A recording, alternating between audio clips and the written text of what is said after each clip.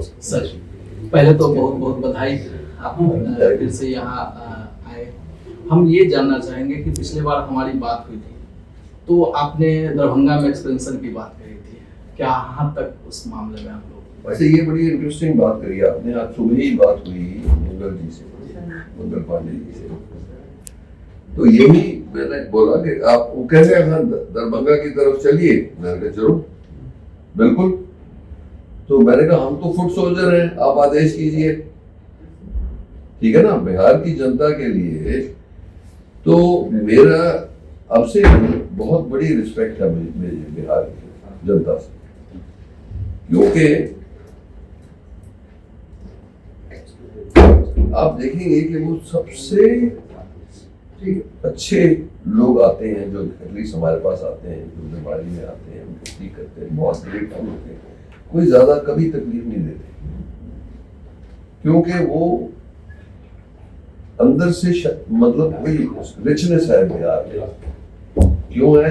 क्योंकि जो हम हेडलाइन पढ़ते हैं वो तो उल्टी पढ़ते हैं ना, कि कितना क्राइम था, कितना क्या था, वो सब तो अब तो ठीक हो गया सब। पहले तो पटना में सोने की मतलब रुकने का भी हिम्मत नहीं होती थी 30 साल पहले। पर एनीवे अब जो है ये बहुत प्रोग्रेस हुई है और हमें बहुत खुशी है कि जो हमने काम किया गवर्नमेंट की, ये तो गवर्नमेंट के साथ पीपीपी किया, तो ये आज की दुनिया में इसका, हिंदुस्तान में एटलीस्ट सारी 650 बेड का है। इतना बड़ा बनाने की जरूरत है तो इतना ही बड़ा बना देंगे।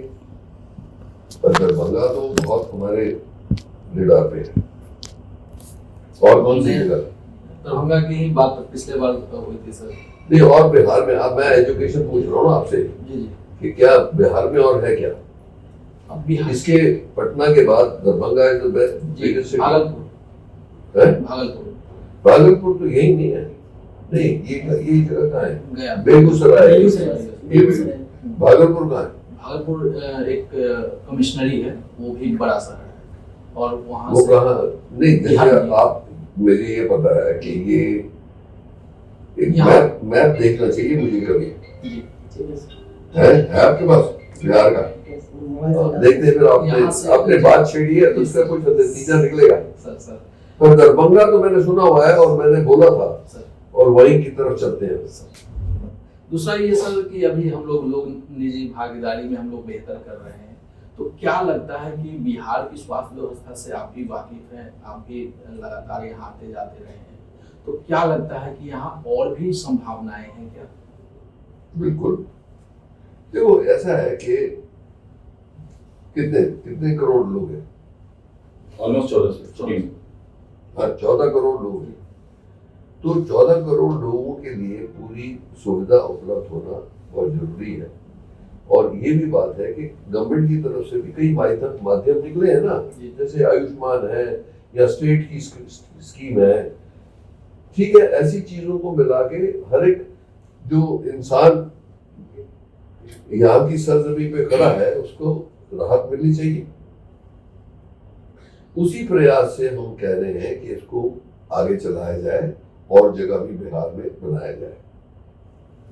तो आज का विषय जो है जिसके लिए आज हम कॉन्फ्रेंस कर रहे हैं, उसका आइडिया ये है कि 4 साल पहले हमने बिहार में एक सबसे ऊंचे दर्जे की मेडिसिन को इंट्रोड्यूस किया, ठीक है।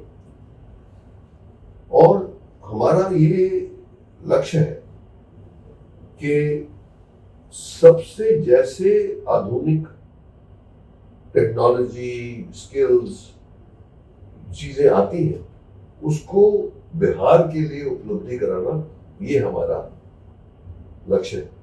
सबसे ऊंची स्किल सबसे पहले बिहार, हाँ, बिहार को पहुंचानी है। अब आज का जो विषय है उसमें ये है कि जैसे अब क्या नई टेक्नोलॉजीज को कैसे और लोगों को भी सिखाया जाए कि और लोग भी कर सकें।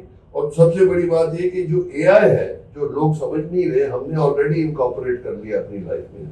हमने उसके माध्यम से कई चीजें इंप्रूव कर दी कि वो भी लोगों को समझ आए।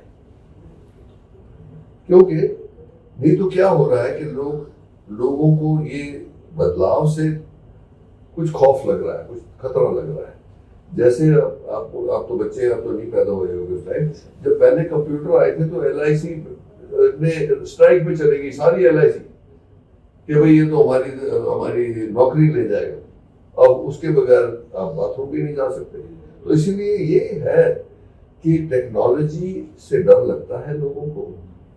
हमने ऑलरेडी उसको इनकॉर्पोरेट कर लिया, हमने उसको एज ए टूल यूज किया है टू इम्प्रूव थिंग्स, और आने वाले टाइम में और भी होगा। तो ये हम सबसे शेयर करना चाहते हैं कि कहाँ वेदांता ऑलरेडी एडवांस हो गया है। Thank you sir. तो एक सवाल अंतिम में, तो हम एक यही जानना चाहेंगे, दिल तो बच्चा है जी, कितना सच्चा है, मतलब कितना स्वस्थ है, कैसे हम अनुभव करें? अब ये देखो, ये एक नया सब्जेक्ट आपने जो शुरू किया वो ये है कि आज के दिन बहुत चिंता है कि हृदय रोग, तो जिसको कहते हैं ना, आसमान को छू रहा है। और सबसे बड़ी बात यह है कि वो पहले तो 50 साल की 60 साल की उम्र में होता था, आज वो 30 साल से भी होना शुरू हो गया। तो इसलिए एक बहुत परिवर्तन हुआ है हमारे एनवायरनमेंट में, खान पान में, स्ट्रेस में, जिसकी वजह से लोग बहुत इसके शिकार बन रहे हैं। तो इसके लिए जैसे मैंने आपको शायद बोला होगा कि अपने जीन्स को पहचानिए, है ना, बोला था आपको? नहीं, वो संजय भैया से बात ये तो कह रहा हूँ कि सबसे बड़ा जो मैं मैसेज देना चाहता हूँ कि आपकी हेडलाइन भी हो सकती है, हृदय रोग से बचने के लिए अपने जीन्स को पहचानिए। ये इसका मैसेज है, ठीक है? इसमें क्या क्या पहचान करें? तो ये, अगर जो आपकी फैमिली में हृदय रोग है, डायबिटीज है और